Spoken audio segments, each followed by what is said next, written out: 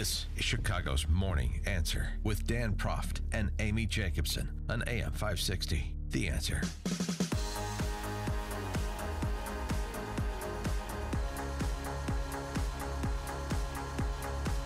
Good morning, Dan and Amy. And so Jared Kushner testified before the Senate Intelligence Committee yesterday, closed-door session. He had released an 11-page statement, essentially providing the four corners of what he was going to address before the Senate Intel Committee. And then he came out and made a speech. Don't do it. Made a speech before the assembled media about his testimony and on the pertinent subject of Russian collusion. Since the first questions were raised in March, I have been consistent in saying that I was eager to share any information I have with the investigating bodies, and I've done so today. The record and documents I have voluntarily provided will show that all of my actions were proper and occurred in the normal course of events of a very unique campaign. Let me be very clear. I did not collude with Russia, nor do I know of anyone else in the campaign who did so. I had no improper contacts. I have not relied on Russian funds for my businesses. And I have been fully transparent in providing all requested information. That was a strong performance, not as strong as his performance in Yentl. We used that, but it was a strong performance nonetheless, and it wasn't didn't include as good of a zinger as Laura Trump got off. Right. Laura Trump, Eric Trump's wife, on the issue of Donald Jr. and Jared Kushner. I really commend both of them for the fact that nobody used BleachBit, nobody deleted emails, nobody destroyed cell phones with hammers. Zing. Saying it like it. But Kush, that's what I call him, had a little bit of a zinger at the end. Donald Trump had a better message and ran a smarter campaign, and that is why he won. Suggesting otherwise ridicules those who voted for him. Well, that's a point that's actually conceded by a lot of Democrats, including earlier this week, Senate Minority Leader Pagliacci. You know, Hillary Clinton didn't lose because of Russian interference. That's not the same thing to say that Russian attempts to interfere with the election are not serious. They are, but that's not the reason Hillary Clinton lost. She lost, and Schumer ridiculed Hillary Clinton, basically saying, you know, you lose to somebody. Yeah, you lose to somebody with a 40% popularity rating. There's something that you did wrong when there's no evidence to suggest that the Russians were actually successful in manipulating the election results. So, yeah, pretty clear. So the election thing is one thing. The collusion thing, though, is, of course, the central issue, particularly as it relates to that meeting that Kushner was in with the Russian lawyer Veselnitskaya and the Azerbaijani PR, or the flack for the Azerbaijani pop star, and just the what are this his whole hits, bizarro by the world. Way? Yeah. The pop stars hits. We'll go over that later. Yeah, I'll have to go back through my record collection. For more on the topic of Russia, as well as North Korea, we're pleased to be joined by our friend, Lieutenant Colonel Ralph Peters, retired U.S. Army officer, columnist, author, and strategic analyst for Fox News Channel. Colonel Peters, thanks for joining us again. Appreciate it. Good morning. It's always a pleasure to speak with you.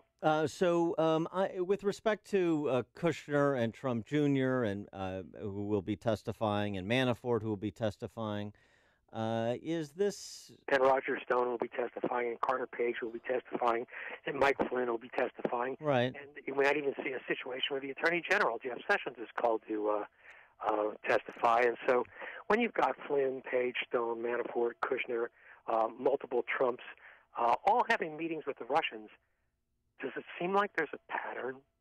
Well, those meetings were not all of the same kind. Jeff Sessions, as a sitting United States senator, meeting with the Russian ambassador to the U.S. is not the same thing as Trump Jr.'s meeting with Veselnitskaya, is it?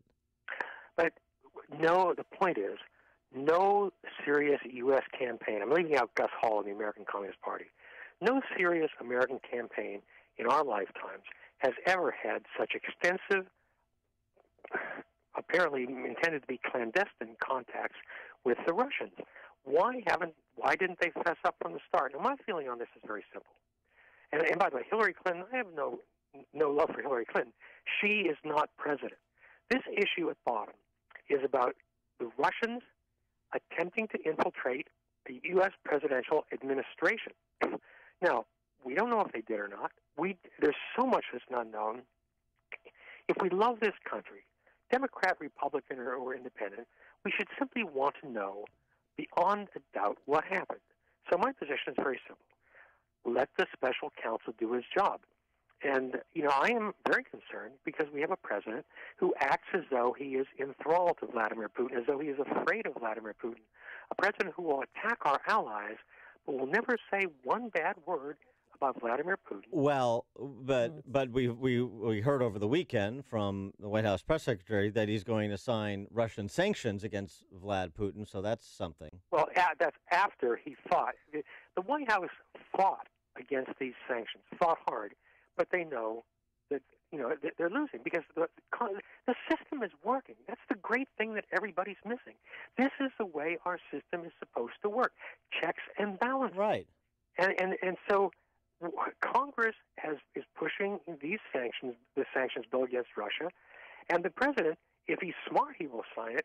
Because if he refuses to sign it, that would seem to be further evidence that he's enthralled somehow to Putin. So I suspect, as a political necessity, he will sign it. But the important thing here is that the mills of our government grind slowly, but they do grind fine in the end. And Congress is acting as a check on presidential power. Ultimately, this may end up at the Supreme Court, which acts as a check on both. And, the president's constant demands for loyalty are not that's Nixon at his absolute worst.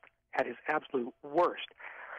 Nobody in Congress, nobody in our military, nobody on the Supreme Court or the federal judiciary takes an oath of loyalty to a president. Everyone takes an oath to the Constitution of the United States. And whatever our political views, we should treasure and always protect that Constitution. And that the only time we should bow down and bow our heads is to the Constitution, period.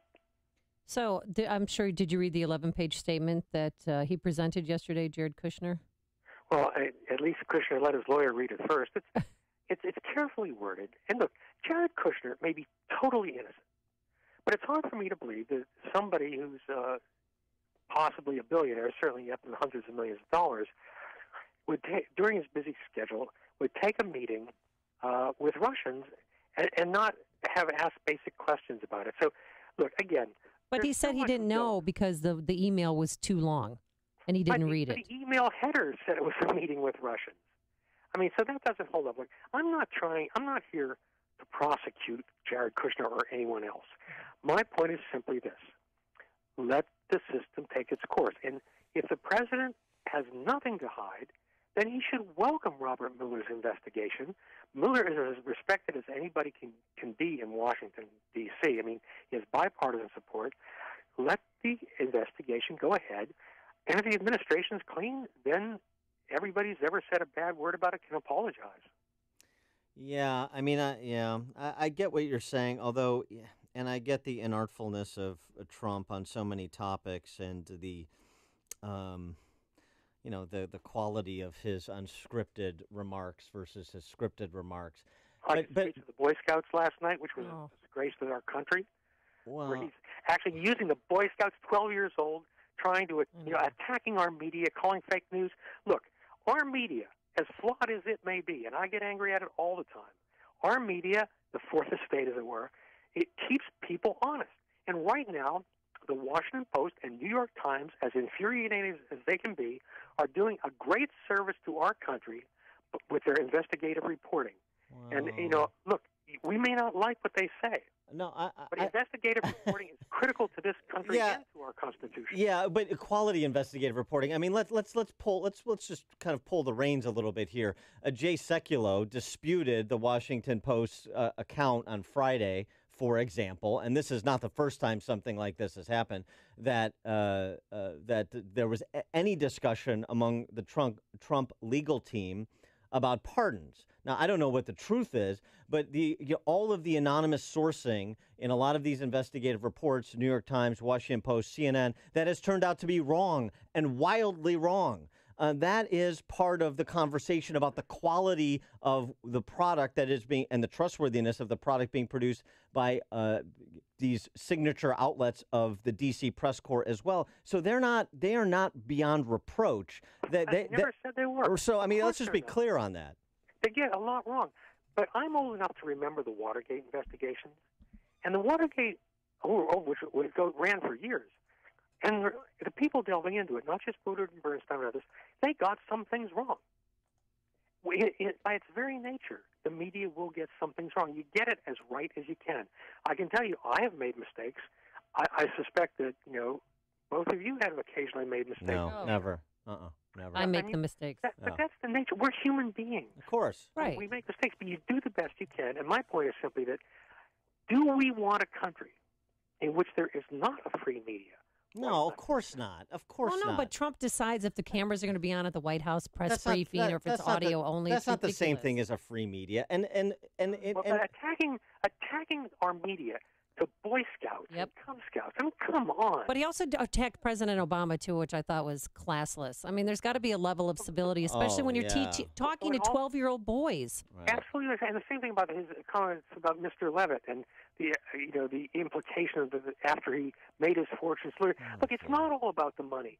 It's my God, you're speaking to Boy Scouts. It's time to talk about how great our country is. You want to make it better? Fine, that's terrific. But this is a wonderful country, a country of laws, where we all have a chance, where you can be a coal miner's son like I was, and really get ahead in life. And I've traveled so much. I've worked in so many countries, every continent except Antarctica. There's no country like this, and that should have been his message to the Boy Scouts. Yeah. I mean, I just, Well, it was part of his message. I was a Boy Scout and a Cub Scout. I was not a very successful one because I was much too interested in Girl Scouts. Nonetheless, I retain the values. Based on this conversation, you're not going to get your "Make America Great Again" merit badge.